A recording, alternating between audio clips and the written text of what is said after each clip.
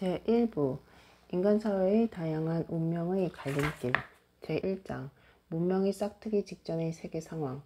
각 대륙의 인간이 살기 시작한 시기가 제각기 달랐던 것은 그 이후의 역사에서 어떤 의미를 가질까?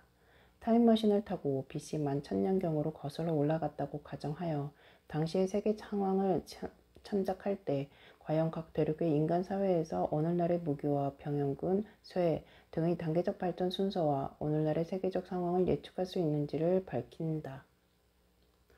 인류 역사가 전개된 보정연대는 BC 11,000년.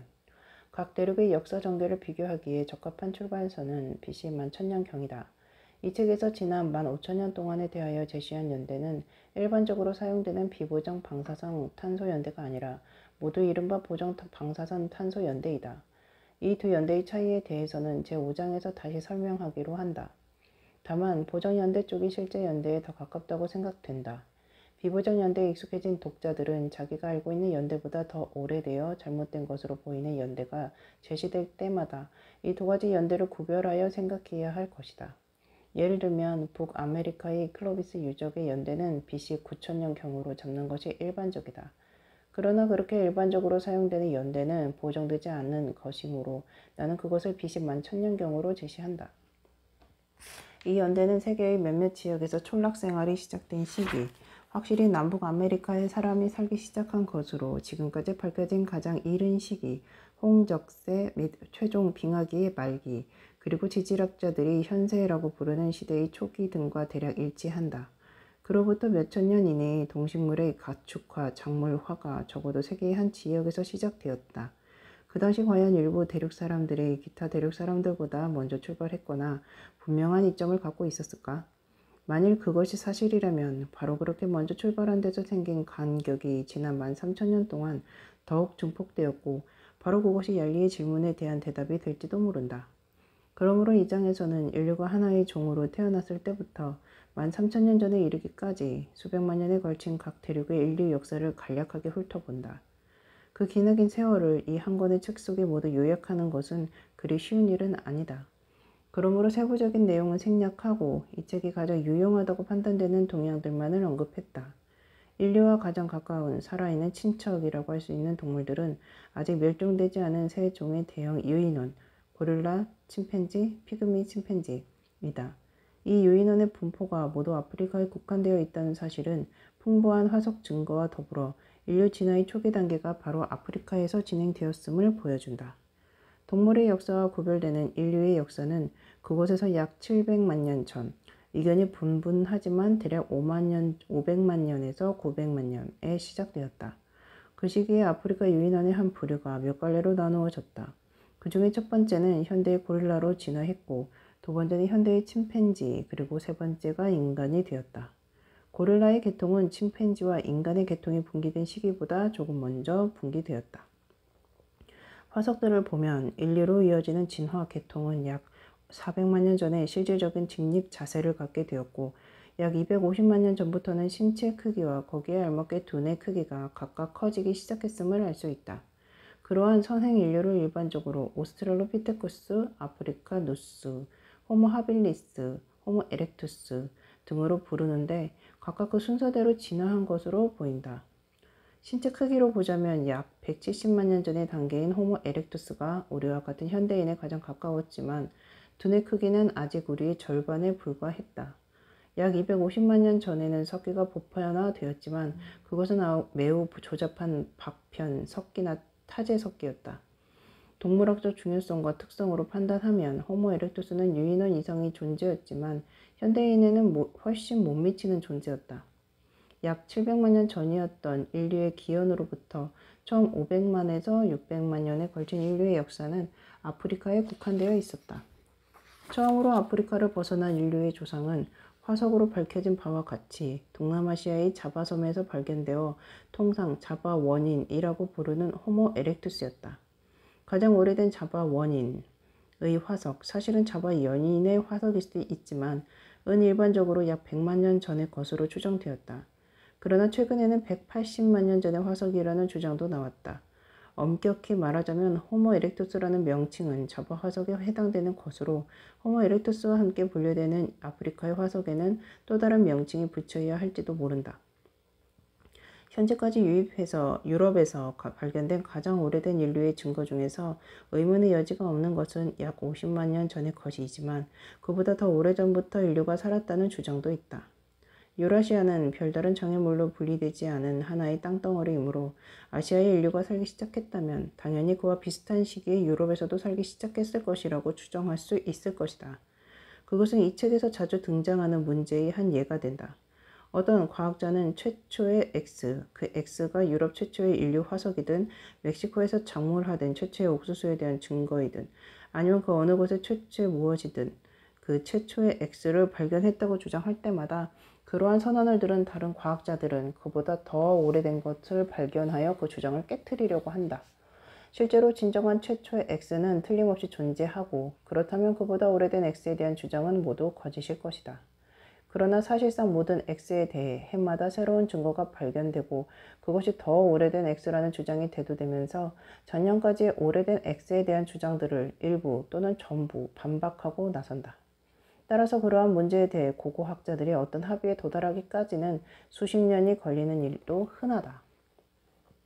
지금으로부터 약 50만 년 전 인류의 화석은 두개골이 점점 더 커지고 둥그러지고 각진 부분이 줄어들면서 그보다 오래된 호모 에렉투스의 유골로부터 분기되었다.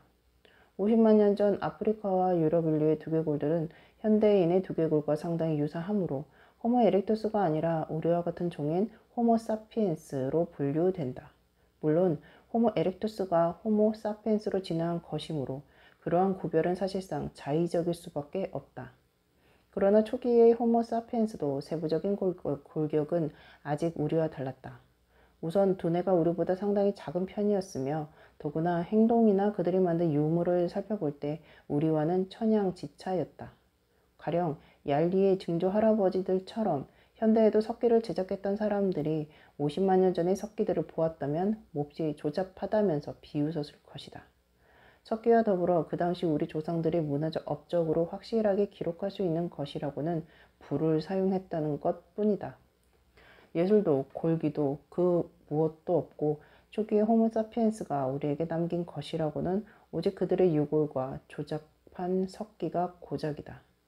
오스트레일리아에는 아직 인류가 살지 않았는데 동남아시아에서 그곳으로 건너가려면 배가 필요했으니 당연한 일이었다. 그리고 남북 아메리카 어디에도 인류가 살았다는 흔적은 남아있지 않다. 우선 유라시아 대륙에서 아메리카와 가장 가까운 시베리아에 인류가 살고 있어야 했고 또한 배가 필요했을지도 모르기 때문이다. 오늘날에는 물이 얕은 베링 해협이 시베리아와 알래스카를 갈라놓고 있지만 빙하기에는 해수면이 오르내림에 따라 해협이 되었다가 다시 마른 땅으로 변해 드넓은 대륙간 육교가 되곤 했다. 그러나 배를 만들거나 추운 시베리아에서 생존하는 것은 초기 호모 사피엔스의 능력으로는 아직 어림도 없는 일이었다. 50만 년 전부터 아프리카와 서유라시아의 인류는 세부적인 골격에서 달라졌고 동아시아의 인류와도 달라졌다. 13,000년에서 4만 년 전의 유럽과 서아시아에 살았던 인류는 유난히 많은 유골을 남겼다. 그것이 바로 네안데르탈인이며 때로는 별개의 종인 호모 네안데르탈린시스로 분류되기도 한다. 수많은 만화에서는 네안데르탈인을 동굴에서 사는 유인원을 닮은 짐승 같은 존재로 그리고 있지만 사실은 그들의 두개골은 우리보다 조금 더 컸다. 또한 그들은 죽은 자를 매장하고 환자를 돌보았다는 강력한 증거를 남긴 최초의 인류이기도 했다. 그러나 현대 유기인들의 마제 돌도끼에 비하면 그들의 석기는 아직도 조잡했으며 각기 뚜렷한 기능을 알아볼 수 있는 여러 가지 표준화된 형태로 만들지도 못했다.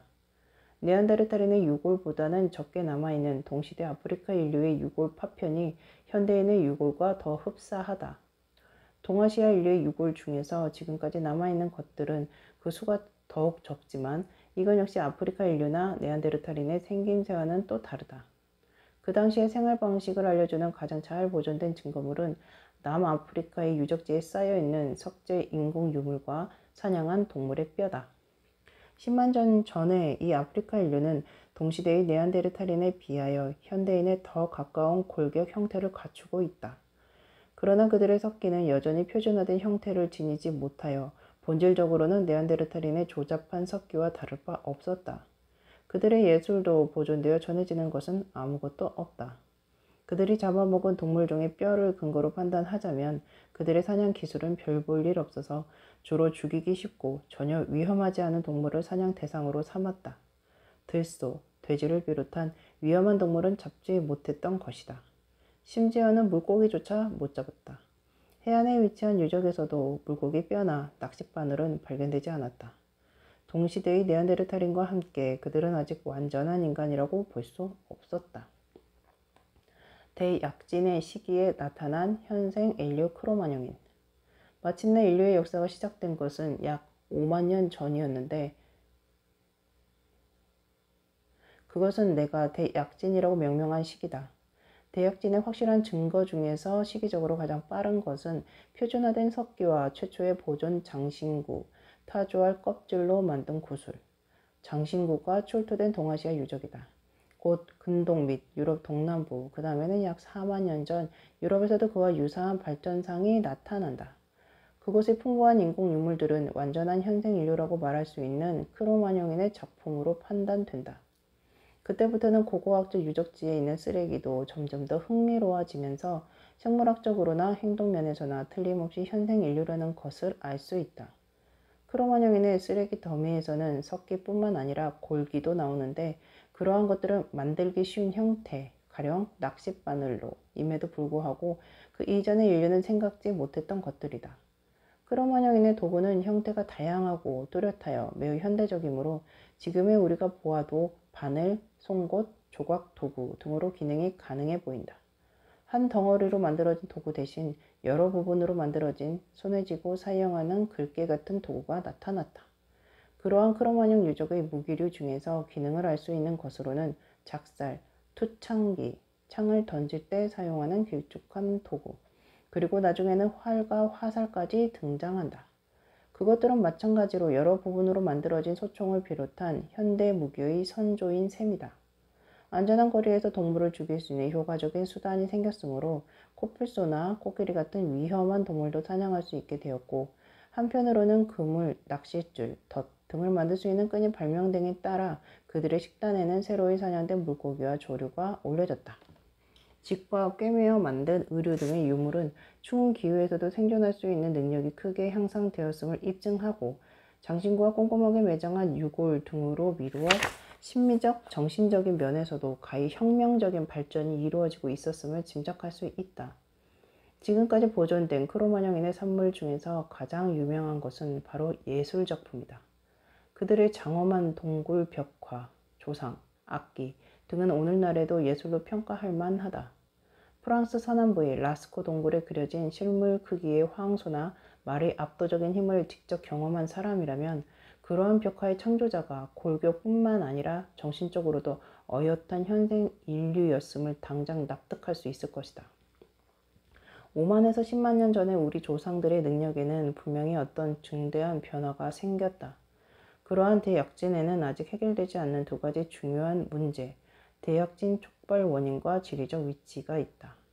원인에 대해서는 이미 졸저 제3의 침팬지에서 후도가 완성됨에 따라 현대적 언어를 위한 해부학적 기반이 마련되었으며, 언어야말로 인간의 창의성을 구현하는 밑바탕이 되었다고 설명한 바 있다.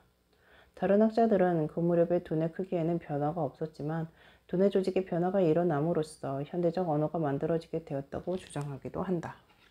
대약진의 장소 문제에 대해서는 여러 의견이 있다. 과연 대약진은 그 지리적으로 어느 한 지역, 어느 한 인류 집단에서 먼저 발생했고 그로 인하여 그들이 팽창하여 세계의 다른 지역에 살던 선행 인류를 대체하게 되었던 것일까? 아니면 여러 지역에서 동시다발적으로 발생해서 오늘날 각 지역에 살고 있는 민족들은 대약진 이전부터 그곳에 살던 사람들의 후손일까? 아프리카에서 발견된 현대인에 가까운 약 10만 년 전의 인간의 두개골은 두 가지 견해 중에서 전자를 뒷받침하고 대약진이 아프리카에서 발생했다는 증거로 받아들여져 왔다. 분자생물학의 미토콘드리아 DNA에 대한 각종 연구 결과도 처음에는 현생 인류가 아프리카에서 기원했다는 증거로 해석되었지만 그러한 분자 생물학적 발견의 의미는 현재로서는 불확실하다. 반면에 일부 자연 인류학자들은 수십만 년 전에 중국과 인도네시아에서 살았던 인류의 두개골에 지금도 현대 중국인 및 오스트레일리아 원주민에게서 각각 발견되는 특징들이 나타난다고 주장한다. 만약 그것이 사실이라면 이러한 발견은 현생 인류가 동시다발적으로 진화되었으며 단 하나의 에덴 동산에서 기원한 것이 아니라 여러 지역에서 기원했다는 의미가 된다. 그러나 이 문제는 아직도 해결되지 않았다. 현생 인류가 국지적으로 기원한 후에 다른 곳으로 퍼져 다른 유형의 인류로 대체하게 되었다는 것은 유럽에서 가장 뚜렷한 증거를 보이고 있다. 약 4만 년 전에 현대적인 골격을 가진 크로마뇽인이 우수한 무기를 비롯한 각종 발달된 문화적 특성들과 함께 유럽에 진입했다. 그때까지 수십만 년 동안 유럽을 독차지하고 진화해왔던 네안데르탈인은 그로부터 몇천 년 이내에 자취를 감추고 말았다. 이 결과는 현대적인 크로마뇽인이 훨씬 월등한 기술 및 언어 또는 두뇌를 이용하여 네안데르탈인들을 감염시키거나 죽이거나 대체했음을 강력히 시사하며 네안데르탈인과 크로마뇽인 사이의 혼혈 증거는 거의 또는 전혀 남아있지 않다. 인류사에 크나큰 영향을 미친 오스트레일리아 대형 동물군의 멸종. 대혁진 시기에는 우리의 조상이 유라시아에서 살기 시작한 이래 인류의 지리적 범위가 처음으로 크게 확대되었던 시기와 일치한다. 그때의 확대 범위는 당시 하나의 대륙으로 연결되어 있던 오스트레일리아와 뉴기니였다. 수많은 유적지의 방사선 탄소 연대로 미루어 봐서 지금으로부터 3만 년에서 4만 년 전에, 물론 언제나 그렇듯이 그보다 좀 더 오래되었다는 주장들도 있지만 타당성이 의심된다. 오스트레일리아와 뉴기니에도 인간이 살기 시작했음을 알 수 있다. 처음 이곳에 들어온 이후 인간들은 짧은 시간 내에 대륙 전체에 두루 자리 잡게 되었다. 그들은 뉴기니의 열대우림과 고산지대, 오스트레일리아의 건조한 내륙지방과 비가 많은 동남부 등 다양한 지역에 모두 적응할 수 있었다. 빙하기가 계속되는 동안에는 많은 양의 바닷물이 얼어붙었으므로 전 세계의 해수면이 현재보다 수 킬로미터나 낮아졌다. 그 결과 현재 아시아와 인도네시아의 수마트라, 보르네오, 자바, 발리섬 사이에 있는 얕은 바다가 마른 땅이 되었다. 베링 해협이나 영국 해협을 비롯한 그 밖의 얕은 해협들도 마찬가지였다. 당시 동남아시아 본토의 가장자리는 현재 위치보다 1100km가량 동쪽으로 치우쳐 있었다. 그런데도 발리섬과 오스트레일리아 사이에 있는 인도네시아 중부의 섬들은 여전히 깊은 해협으로 둘러싸여 분리되어 있는 상태였다. 그 당시에도 아시아 본토에서 오스트레일리아 뉴기니로 건너가려면 최소한 8개의 해협을 지나야 했다. 그 중에서 가장 넓은 해협은 적어도 80km가 넘었다. 그 해협들 때문에 각각의 섬들은 서로 마주보면서도 분리되어 있었다. 그러나 오스트레일리아는 어느 시기에나 가장 가까운 인도네시아의 티모르 섬과 타닌바르 제도에서도 전혀 보이지 않았다. 그러므로 오스트레일리아 뉴기니에 사람이 살게 되었다는 것은 곧 배가 있었다는 뜻이며 현재로서는 그것이 역사상 처음으로 배가 사용되었다는 증거라는 점에서 중요한 의미를 갖는다.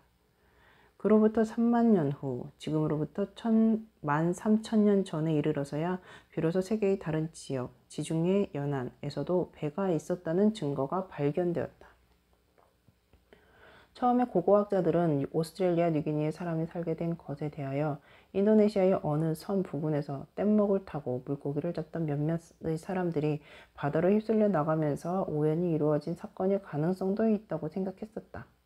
더욱 극단적으로 생각하자면 최초의 정착민은 사내 아이를 잉태한 젊은 여자 한 명뿐이었을 수도 있다는 것이다. 그러나 그러한 우발적 이주설을 믿는 사람들은 약 3만 5천 년 전 뉴기니에 사람이 살기 시작하자 곧 동쪽에 있는 다른 섬들에도 사람이 살기 시작했다는 최근의 잇따른 발견에 놀라게 된다. 그 섬들은 바로 비스마르크 제도의 뉴브리튼 섬과 뉴 아일랜드 섬, 그리고 솔로몬 제도의 북하 섬이었다.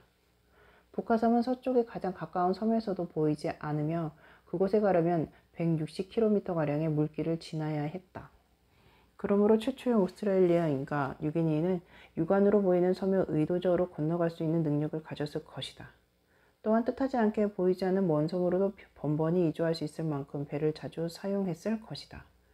오스트레일리아 뉴기니에 사람이 살기 시작한 것은 인간이 처음으로 배를 사용했고 유라시아에 도달한 이후 처음으로 다시 범위를 넓혔다는 것 그 외에도 아마 또 다른 최초의 사건과 관련이 있을 것이다. 즉, 인간에 의해 최초로 대형동물이 대량으로 멸종한 사실 말이다.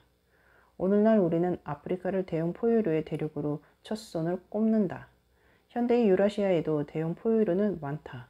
물론 아프리카의 세렝게티 평원처럼 눈에 띄게 많지는 않지만 가령 아시아에서는 코뿔소와 코끼리와 호랑이, 그리고 유럽에서는 말코, 손바닥, 사슴과 곰, 사자가 대표적이다. 그러나 오늘날 오스트레일리아 뉴기니에는 그에 필적할 만한 대형 포유류가 없을 뿐만 아니라 체중 45kg의 캥거루보다 큰 포유류는 아예 찾아볼 수 없는 실정이다. 그러나 오스트레일리아 뉴기니에도 예전에는 거대한 캥거루, 소 정도 크기의 코뿔소를 닮은 디프루토돈트라는 대형 유대류, 그리고 역시 유대류에 속하는 표범 등 다양한 대형 포유류가 있었다. 또한 180kg에 달하는 타조와 비슷한 날지 못하는 새, 거기에 1톤이나 나가는 도마뱀, 거대한 뱀, 땅에서 사는 악어 등의 인상적인 대형 파충류도 있었다. 오스트레일리아 뉴기니의 그와 같은 대형 동물들, 이른바 거대 동물군은 인간이 살기 시작한 후에 모두 사라졌다. 그들이 사라진 정확한 시기에 대해서는 아직 논란이 계속되고 있다. 오스트레일리아의 몇몇 고고한 유적은 수십만 년에 걸쳐 축적되어 동물의 뼈가 풍부하게 매장되어 있지만 아무리 조심스럽게 발굴해 보아도 지난 3만 5천 년 이내에 멸종된 대형 동물의 흔적이 현재 전혀 발견되지 않는다. 그러므로 거대 동물군은 인간이 오스트레일리아에 살기 시작한 직후에 멸종되었을 것이다. 그렇게 많은 대형 동물군들이 거의 동시에 사라져 버렸다면 당연히 의문이 생길 수밖에 없다. 도대체 무엇 때문이었을까? 얼른 떠오르는 대답은 처음으로 도착한 인간들이 모두 죽였거나 간접적으로 제거했을 것이라는 것이다. 오스트레일리아 뉴기니의 동물들은 인간 사냥꾼이 없는 곳에서 수백만 년 동안이나 진화했다는 점을 상기하자. 우리는 칼라바고스 섬과 남극대륙의 조류와 포유류도 그와 같이 인간이 없는 곳에서 진화하여 현대에 이르기까지 인간을 보지 못했기 때문에 오늘까지도 어처구니가 없을 만큼 온순하다는 사실을 잘 알고 있다. 만약 자연보호론자들이 신속하게 보호대책을 세우지 않았다면 모조리 전멸하고 말았을 것이다. 최근에 발견된 다른 섬들 중에서 신속한 보호대책이 마련되지 않아 여러 동물이 실제로 전멸하는 경우가 많다. 모리셔스 섬의 도도새는 그러한 희생물의 하나로 거의 멸종의 상징이 되었다.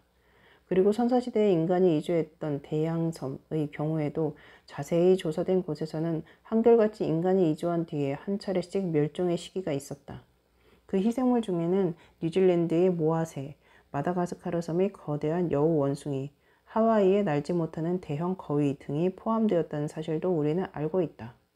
현대인들이 두려움을 모르는 도도새와 섬에 사는 물개에게 다가가서 간단히 죽일 수 있었듯이 선사시대의 인간들도 두려움을 모르는 모아새나 거대한 여우 원숭이에게 다가가서 간단히 죽일 수 있었을 것이다.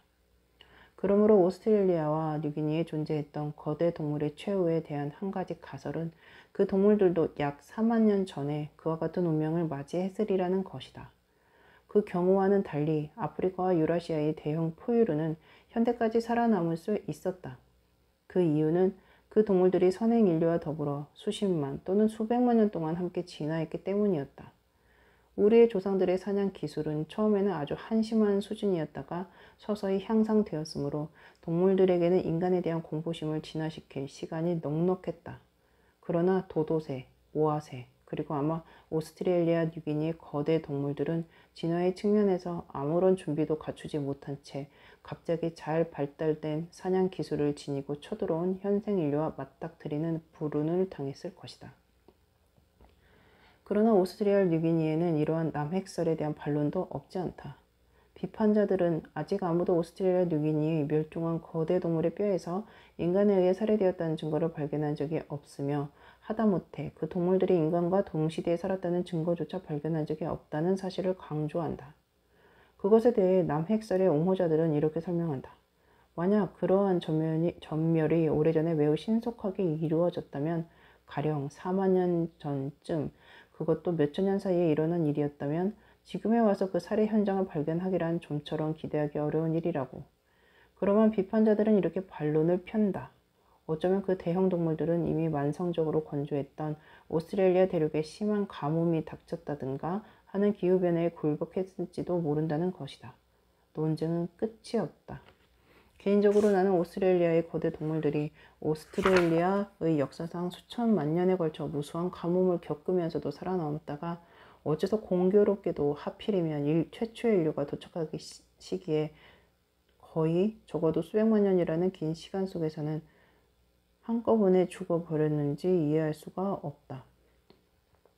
거대 동물들은 건조한 중앙 오스트레일리아뿐만 아니라 비가 많은 오스트레일리아 동남부와 뉴기니에서도 멸종했다.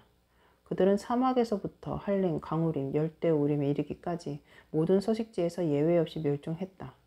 그러므로 그 대형 동물들은 식량, 사냥으로 직접적으로 혹은 인간에 의한 산불이나 서식지 변경의 결과로 간접적으로 인간 때문에 전멸했을 가능성이 가장 높다. 그러나 앞으로 확인하게 되겠지만 남핵설이 옳든 기후설이 옳든 간에 아무튼 오스트레일리아 뉴기니의 대형 동물이 모두 사라진 것은 그 이후의 인류사에 크나큰 영향을 미쳤다. 멸종으로 인하여 가축화가 될 만한 대형 야생 동물들이 모조리 사라졌고 결국 오스트레일리아와 뉴기니의 원주민들에게는 토종 가축이 단 한 종도 남아있지 않게 된 것이다. 남북 아메리카의 인류 기원을 알려주는 클로비스 유적. 그러므로 오스트레일리아 뉴기니에 비로소 인간이 살게 된 것은 대약진의 시기에 이르러서였다. 그리고 곧이어 인류의 범위가 확장된 곳은 유라시아의 극한 지방이었다. 네안데르탈인들은 빙하기에 살면서 이미 추위에 적응했지만 독일 북부 및 키예프 이북으로는 진출하지 못했다. 그럴 수밖에 없었던 것이 네안데르탈인에게는 바늘, 꿰어 만든 의류, 따뜻한 집 등을 비롯하여 극한 기후에서 생존하는 데 필수적인 기술이 없었다. 한편 그러한 기술을 갖고 있었던 해부학적 현생 인류는 약 2만 년 전에, 물론 더 오래되었다는 주장 때문에 논란도 있지만 시베리아로 퍼져나갔다. 유라시아의 털 매머드와 털 코뿔소가 멸종한 것도 그러한 인류의 팽창 때문이었을 것이다. 오스트레일리아 뉴기니에도 사람이 살게 되면서 인류는 이제 주거가 가능한 5대륙 중에서 3대륙을 차지하게 되었다. 이 책에서 나는 유라시아를 하나의 대륙으로 계산했고 또한 남극 대륙은 19세기에 이르러서 인간이 도달할 수 있었으며 예나 지금이나 자급적인 인구 집단이 존재하지 않으므로 아예 생략했다. 그리하여 남은 대륙은 남아메리카와 북아메리카 뿐이었다. 그 두 대륙은 확실히 인간이 마지막으로 살게 된 곳이었다. 9세계, 아시아, 유럽, 아프리카 3대륙을 가리킴. 9세계로부터 남북 아메리카에 이르기 위해서는 배, 심지어는 인도네시아에도 4만 년 전까지는 배가 있었다는 증거가 없고 유럽에서는 그보다 훨씬 뒤처졌다. 배를 이용하여 바다를 건너거나 우선 시베리아에 사람이 살기 시작한 후에 베링 육교를 건널 수밖에 없었다는 명백한 이유 때문이다. 그러나 14,000년에서 35,000년 전의 어느 시대에 남북아메리카에 처음으로 사람이 살기 시작했는지는 불확실하다. 남북아메리카에 인간이 살았음을 확실하게 증명되는 최고의 유적은 BC 12,000년경으로 추정되는 알래스카 유적들이다. 그 다음으로는 캐나다 국경 이남의 미국 및 멕시코 지역에서 BC 11,000년 직전 몇 세기 동안의 것으로 추정되는 많은 유적들이 남아있다. 후자에 속하는 유적들은 통칭 클로비스 유적이라고 부른다. 당시의 특징인 커다란 돌, 창촉이 처음 발견되었던 뉴멕시코주 클로비스시 부근의 전형적인 유적에서 딴 이름이다. 지금은 수백 개의 클로비스 유적이 알려져 있으며 미국 본토의 전체 48개 주와 남쪽으로는 멕시코에 이르기까지 두루 분포되어 있다. 인간이 살았다는 확실한 증거는 곧이어 아마존과 뉴욕과 피타고라스에서도 나타난다. 이러한 사실들로 미루어 클로비스 유적들은 그때부터 남북 아메리카에 처음으로 사람이 살았으며 그 사람들은 급속히 증거하고 확산되어 두 대륙에 두루 퍼졌음을 입증하는 것으로 판단된다. 클로비스인의 후손들이 채 1000년도 안 되는 기간 동안에 미국, 캐나다 국경으로부터 약 13,000km나 남쪽으로 떨어져 있는 파타고니아까지 이르렀다는 사실에 처음에는 놀랄 수도 있겠다. 그러나 그 거리는 해마다 13km씩 나아가도 도달할 수 있다는 계산이 나온다. 그 정도는 먹을 것을 찾아 나선 수렵 채집민이 단 하루 동안에도 충분히 갈 수 있는 하찮은 거리다. 또 한 가지, 남북 아메리카의 사람들이 그토록 급속하게 많아져서 결국 일부는 파타고니아 쪽으로 계속 남하할 수밖에 없었다는 사실도 처음에는 놀랄만하다. 그러한 인구 성장도 실제 수치를 생각해보면 전혀 놀라운 일이 아니다. 만약 평균적으로 약 2.6km 제곱의 면적에 수렵 채집민이 한 명씩의 인구 밀도로 남북아메리카 전역에 퍼졌다면 전체 인구는 약 1,000만 명에 달한다. 그러나 설령 최초의 이주민이 겨우 100명이었고 해마다 1.1%의 비율로 수요가 늘어났더라도 그 후손들의 인류 성장의 한계인 1,000만 명에 이르기까지는 1,000년도 안 걸린다. 더구나 1.1%라는 인구 증가율도 낮게 잡은 것이다. 가령 영국 전함 바운티호의 폭도들과 그 타히티인 아내들이 피케넌 섬에 이주했을 때와 같이 현대에 이르러 천여지에 사람들이 처음 이주하게 되었을 때는 연평균 인간 증가율이 3.4%에 달하기도 했기 때문이다. 클로비스 수렵민의 유적 중에서 그들이 살기 시작한 후 처음 몇 세기 동안의 유적이 많은 것은 비교적 최근에 이르러 마오리족의 조상들이 뉴질랜드를 처음 발견했을 당시의 고고학적 유적이 많은 것과 유사한 현상이다. 이렇게 초기 유적이 많은 점은 훨씬 더 오래전에 해부학적 현생 인류가 유럽으로 이주한 시기, 그리고 오스트레일리아 뉴기니에 인간이 살기 시작한 시기에서도 마찬가지다. 다시 말해서 클로비스 현상 자체, 그리고 그 현상이 남북아메리카에 도로 확산된 일은 역사상 천여지에 인간이 살기 시작했던 각 시기에 대해 확인된 여러 가지 내용과 모든 면에서 일치한다. 그렇다면 클로비스 유적이 BC 16,000년이나 BC 21,000년 이전이 아니라 BC 11,000년 직전의 몇 세기에 그렇게 집중되어 있다는 것은 과연 어떤 의미를 지니는 것일까? 시베리아는 예나 지금이나 항상 추웠으며 홍적세의 빙하기에는 만년빙이 캐나다 전역을 빈틈없이 뒤덮어 도저히 통과할 수 없는 장애물이었던 때가 많았다는 점을 상기하자. 극한의 추위에 대처하는 데 필요한 기술이 생긴 것은 약 4만 년 전 해부학적 현생 인류가 유럽에 진입한 시기였고, 시베리아에 사람이 살게 된 것은 그로부터 2만 년 후였다는 것은 이미 앞으로 확인했다. 결국에는 그 초기 시베리아인들이 오늘날에도 80km에 불과한 베링 해협을 물길로 건넜거나 베링 해협이 마른 땅이었던 빙하기에 도보로 건너서 알래스카로 넘어갔던 것이다. 베링 육교는 사라졌다, 나타났다 했지만 열려있는 동안에는 최고 폭이 1600km에 달했을 것이며 광활한 툰드라로 덮여 있어서 추위에 적응한 사람들이라면 쉽게 건널 수 있었을 것이다. 가장 최근에는 BC 14,000년경에 이르면 해수면이 높아지면서 육교는 물에 잠겨 다시 해협이 되었다.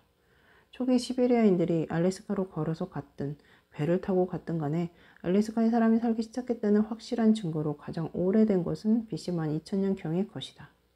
그로부터 머지않아 캐나다 만년빙에는 얼음이 녹는 부분에 남북으로 긴 통로가 생겼고 최초의 알래스카인들은 그곳을 통과하여 마침내 대평양으로 들어올 수 있었다.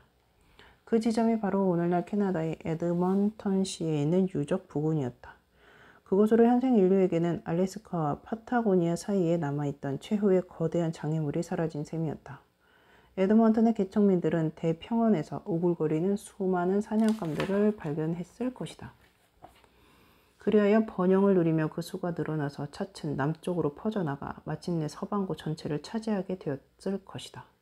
클로비스 현상의 또 다른 특징은 캐나다 만년빙 이남에 처음으로 인간이 살기 시작했을 때에 대한 우리의 예상과 일치한다. 오스트레일리아 뉴기니가 그랬듯이 남북아메리카에도 처음에는 대형 포유류가 아주 많았다. 약 15,000년 전까지만 하더라도 미국의 서부는 오늘날의 아프리카 세렝게티 평원과 비슷한 모습이었다. 코끼리떼와 말떼가 수두룩하고 그 뒤를 사자와 치타가 쫓아다녔고 낙타나 거대한 육지나무 놀보와 같이 이국적인 종도 많았다. 그러나 오스트레일리아 뉴기니에서 그랬던 것처럼 남북아메리카에서도 그러한 대형 포유류는 대부분 멸종하고 말았다. 오스트레일리아의 멸종 시기는 약 3만 년 전보다 빨랐지만 남북아메리카에서는 약 12,000년에서 17,000년 전이었다. 아메리카에서 멸종된 포유류들의 뼈는 대단히 많이 발견되고 또한 유난히 정확하게 연대를 측정할 수 있었는데 멸종 시기는 BC 11,000년경이었던 것으로 확신할 수 있다.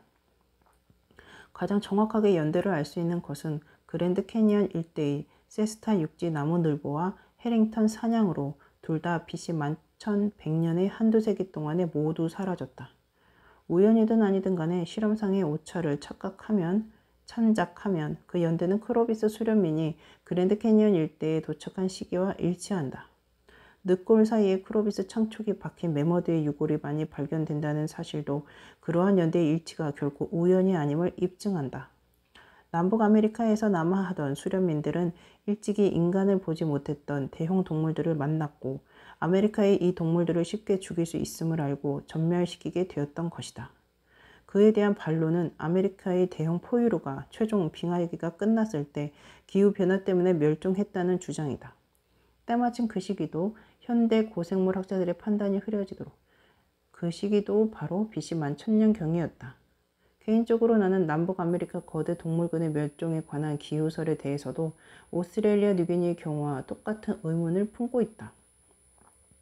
남북 아메리카의 대형 동물들은 이미 22회에 걸친 빙하기를 겪으면서도 살아남았다. 그런데 인간이 정말 무해했다면 왜 하필 23번째에 와서 대부분이 한꺼번에 멸종하게 되었을까? 어째서 최종 빙하기가 끝나면서 서식지가 좁아진 곳에서만 사라진 것이 아니라 넓게 확장된 곳에서 모두 똑같이 사라졌을까? 따라서 나는 이것이 크로비스 수련민들의 소행이라고 생각하는데 이 논쟁은 아직도 해결되지 않고 있다. 어떤 이론이 옳든 간에 나중에 아메리카 원주민들이 가축화할 수도 있었을 대형 야생 포유류 종의 대부분이 그렇게 없어지고 말았다. 크로비스 수련민들은 최초의 아메리카인이었을까?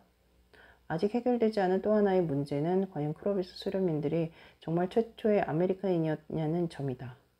누가 나서서 최초의 어떤 것을 주장할 때마다 항상 그렇듯이 남북 아메리카에서 크로비스 시대 이전의 인류 유적에 대한 의문도 끊임없이 제기되고 있다. 해마다 새로 등장하는 주장들 중에서 몇몇은 처음에 발표될 때는 정말 그럴듯해서 학자들을 들뜨게 만든다. 그러다가 예외 없이 판단상의 문제가 부각된다. 유적에서 발견한 도구라고 발표된 것들은 정말 인간이 만든 도구였을까? 아니면 자연적으로 생긴 돌의 형태였을까? 발표된 방사선 탄소 연대는 정말 정확한 것일까? 방사선 탄소 연대 측정법에 흔히 따르는 수많은 어려움으로 인해 그 타당성이 없는 것은 아닐까?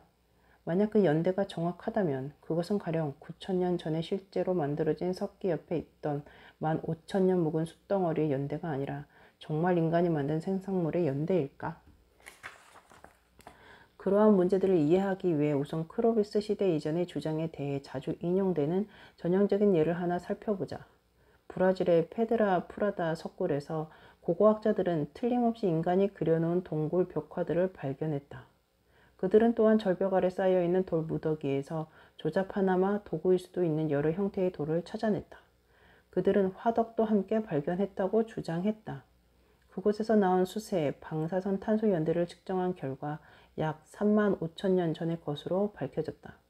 페드라 프로다에 대한 논문들은 까다롭게로 유명한 과학 잡지 네이처에도 실릴 정도였다. 그러나 절벽 밑에서 발견된 그 돌 중에서 크로비스 촉이나 크로마뇽인의 도구처럼 분명 인간이 만든 도구로 보이는 것은 하나도 없었다. 수십만 년에 걸쳐 수백만 개의 돌이 높은 절벽에서 떨어진다면 그 중에 다수는 밑에 있던 돌과 부딪혀 쪼개지거나 부서질 것이고 그 일부는 인간이 쪼개거나 부수어 만든 조잡한 도구처럼 보이게 될 것이다. 고고학자들은 서유럽과 아마존강 유역의 다른 유적에서 동굴벽화에 실제로 사용된 물감으로 방사선 탄소 연대를 측정했지만 페드라 푸르다 유적에서는 그런 실험을 한 적이 없었다. 그 지역에서는 산불이 빈번하게 발생하여 숯을 만들어내고 그 숯은 바람이나 하천에 휩쓸려 동굴 속에도 들어가게 마련이다. 페드라 프라다에서 발견된 35,000년 전의 숯이 틀림없이 동굴 벽화와 관련이 있다는 증거는 아무것도 없다. 원래의 발굴자들은 여전히 그 주장을 굳게 믿고 있지만 그 발굴에 참여하지도 않았어도 클로비스 시대 이전에 대한 주장을 믿었던 일군의 고고학자들이 최근에 그 유적을 찾아가 본 후에는 그것에 대해 확신하지 못하게 되었다. 요즘 북아메리카에서 클로비스 시대 이전의 유적일 것으로 가장 신뢰받고 있는 곳은 펜실베니아주의 메도 크로프트 석굴이다. 그곳에서는 인간과 관련된 방사성 탄소 연대가 약 16,000년 전의 것으로 밝혀졌다고 한다. 메도크로프트에서는 여러 지층을 조심스럽게 발굴했는데 그 속에서 출토된 수많은 인공 유물을 부인하는 고고학자는 없다. 그러나 여기서 가장 오래된 방사성 탄소 연대 때문에 학살의 앞뒤가 맞지 않는다. 그 연대와 관련된 식물종이나 동물종은 16,000년 전에 빙하기에 살았던 종이 아니라 그 이후에 온화한 기후에서 살던 종이기 때문이다. 그러므로 인간이 살았던 가장 오래된 시기의 지층에서 출토된 목탄 샘플도 사실은 크로비스 이후의 목탄에서 더 오래된 탄소가 섞인 것이 아닐까 의심할 수밖에 없었다. 남아메리카에서 클로비스 시대 이전의 유적으로 가장 신뢰도가 높은 곳은 칠레 남부의 몬테베르데 유적이다. 그것은 적어도 15,000년 전의 것으로 추정된다. 그러나 그건 역시 현재로서는 많은 고고학자들이 믿을 만한 증거로 받아들이고 있지만 과거의 실망을 거듭했던 점에 비추어 보면 세심한 주의가 필요하다. 만약 남북아메리카의 클로비스 시대 이전에도 정말 인간이 살았다면 어째서 그들의 존재를 증명하기가 이토록 어려운 것일까? 고고학자들은 북아메리카 서부의 클로비스 유적 수십 개, 에팔레치아 산맥의 여러 석굴, 캘리포니아 해안의 유적 등 각각 BC 11,000년에서 2,000년의 것이 명백한 수백 개의 아메리카 유적을 발굴했다. 그 중에 많은 유적에는 틀림없이 인간이 살았던 시대의 것으로 보이는 지층도 있었다. 그 밑이 더 깊고 오래된 지층에서도 틀림없는 동물의 유골들이 출토되었지만 인간의 흔적은 더 이상 발견되지 않았다. 남북아메리카에서 클로비스 시대 이전의 증거가 박약한 것은 유럽에서 그러한 증거가 강력한 것과 대조된다. 유럽의 경우에는 BC 11,000년경 남북아메리카의 클로비스 수련민이 나타나기 훨씬 전부터 현생 인류가 살았다는 사실을 증명해주는 수백 개의 유적이 있다. 그보다도 더 현저한 것은 오스트레일리아 뉴기니에서 발견되는 증거들이다. 그곳에 있는 고고학자의 수는 미국의 10분의 1도 안 되지만 그 소수의 고고학자들이 클로비스 시대 이전의 것이 분명한 유적을 대륙 전역에서 100여 개나 발견했던 것이다. 초기의 인류가 헬리콥터를 타고 중간에 다른 모든 지역을 건너뛰어 알래스카에서 메도크로프트나 몬테베르데까지 단숨에 날아가지는 않았을 것이다. 클로비스 시대 이전의 인류가 이주했다고 주장하는 학자들은 클로비스 시대 이전의 인류가 지금껏 현 세계의 어느 곳에서도 선례가 없는 그 어떤 알지 못할 이유 때문에 수천 년 또는 수만 년에 걸쳐 낮은 인구 밀도를 유지했거나 어쨌든 고고학적으로 눈에 띄지 않게 살아갔을지도 모른다고 말한다. 그러나 그러한 생각은 그들이 클로비스 시대 이전의 것이라고 주장했던 다른 유적들과 더불어 몬테베르데와 메도크로프트도 결국에는 재평가될 것이라는 기대보다도 오히려 훨씬 더 가망이 없는 발상이다. 개인적인 생각으로는 만약 남북아메리카의 클로비스 시대 이전에도 정말 사람이 살았다면 지금쯤은 많은 곳에서 그 사실이 분명하게 밝혀지고 더 이상 논쟁할 필요가 없어졌을 것이다. 그러나 고고학자들은 이러한 문제들에 대해서도 아직 의견이 엇갈리고 있다. 어느 쪽의 판단이 옳든 클로비스 시대가 그 이후 아메리카의 선사시대의 역사에 미친 영향을 이해하는 데에는 아무런 지장도 없다. 결국 두 가지 중 하나다. 남북아메리카에는 BC 11,000년경부터 처음으로 사람이 살기 시작하여 곧 대륙 전역에 퍼졌거나 그보다 다소 일찍 클로비스 시대 이전의 옹호자들은 대부분 15,000년에서 20,000년 전 혹은 30,000년 전까지도 가능하다고 보지만 더 이른 시기를 진지하게 주장하는 사람은 별로 없을 것이다. 최초의 이주가 시작되었지만 클로비스 시대 이전의 이주민들은 BC 11,000년경에 이르기까지 그 수가 매우 적었거나 눈에 띄지 않았거나 별다른 영향을 미치지 못했다.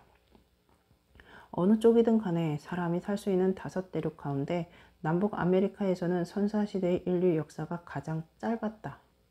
남북아메리카를 점유하는 것과 동시에 각 대륙에서 주거가 가능한 지역과 대륙에 딸린 섬, 그리고 인도네시아에서 뉴기니 동쪽에 이르는 대부분의 대형 섬에는 사람이 살게 되었다. 세계 각지의 나머지 섬들에도 사람이 이주하게 된 것은 현대에 이르러서였다. 지중해의 크레타, 키프로스, 크로시카, 사르디냐 등의 섬들은 BC 8,500년에서 4,000년이었고 카리브해의 섬들은 BC 4,000년경부터 폴리네시아와 미크로네시아의 섬들은 BC 1200년에서 1000년, 마다가스카르 섬은 AD 300년에서 800년의 어느 시기, 그리고 아이슬란드는 AD 9세기였다. 아마도 현대 이누이트족, 북아메리카 그린란드의 에스키모이며 캐나다에서는 에스키모족에 대한 공식 호칭이다. 이누이트족이 선조였을 아메리카 원주민들은 BC 2000년경 북극지방 최북단까지 두루 퍼졌다. 그리하여 마지막 700년에 걸쳐 유럽의 탐험가들을 기다리고 있던 유일하게 사람이 살지 않은 지역은 아조레스 제도와 세레셀 제도처럼 대서양과 인도양에서 가장 호미진 곳에 있는 섬들과 남극 대륙뿐이었다. 남보다 먼저 출발한다는 것은 어떤 의미를 지닐까? 그렇다면 각 대륙의 인간이 살기 시작한 시기가 제각기 달랐던 것은 그 이후의 역사에서 어떤 의미를 가질까? 어느 고고학자가 타임머신을 타고 BC 11,000년경으로 시기를 거슬러 올라가서 세계 여행을 했다고 가정해보자. 당시 세계 상황을 고려할 때 과연 그 고고학자는 각 대륙의 인간 사회에서 총기, 병원균, 쇠 등을 발달시키는 순서와 오늘날의 세계적 상황을 예측할 수 있었을까? 그 고고학자도 남보다 먼저 출발하는 것이 유리할 수 있다는 점을 감안했을지도 모른다. 만약 이른 출발이 중요한 것이라면 아프리카는 엄청나게 유리했다.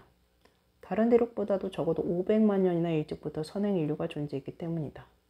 게다가 현생 인류가 약 10만 년 전 아프리카에서 발생하여 다른 대륙으로 확산된 것이 사실이라면 그로 인하여 그동안 다른 곳에서 축적되었던 유리한 점들은 모두 사라지고 아프리카인들은 다시 남보다 먼저 새로운 출발을 하게 되었던 셈이다.